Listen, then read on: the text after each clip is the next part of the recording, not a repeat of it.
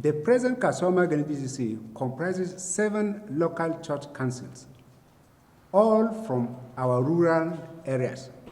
And the security challenges which began around Kasoma Gani in 2016-2017 had the church as a target, especially in Kajuru and Chikun local governments since 2018. We have been going through a lot of agonies, including not being able to sleep with our 2 eyes closed. For example, this year, bandits stormed ECWA Buddha 2 during Sunday service and took the pastor, Reverend Dauda Issa, alongside some of his elders to captivity in his clerical gown. In July, we buried Reverend Buba Adamu, who was killed at Tudun Iburu in the auditorium by bandits. In October, a pastor's wife from Kalla, Mrs. Esther Jumare Damboruno, was taken captive with their daughter along with other church members. It is barely 2 weeks now that a pastor's wife, Mrs. Sarah Sunday Shamaki, came back from captivity. Last Friday, we buried a pastor's wife, Mrs. Rebecca Josiah Gajere from Maro, that was killed in the church auditorium. They went away with her husband, Reverend Josiah Gajere, and 3 of their children, who are still in captivity. There are many others who have experienced various forms of loss, including foodstuff and other valuables. At Ekwa Mekori Ongwangamu, for example, even plastic chairs meant for the worship service were bundled away. Let me skip and bring you to the current year, 2022.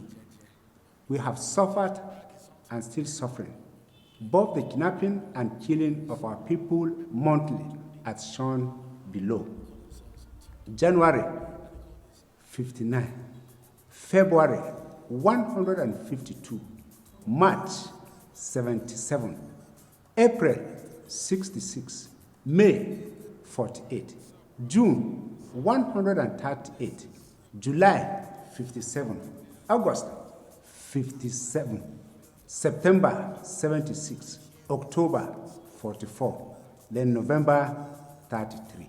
This gives a total 807. It is disheartening, ladies and gentlemen, to hear that Dogonoma community, which was attacked on the 5th June 2022, killing 29 people and abducting 28, was attacked yesterday, 7th December 2022, and abducted 5 people, Reverend Issa Kabiru inclusive. Many valuables were also looted.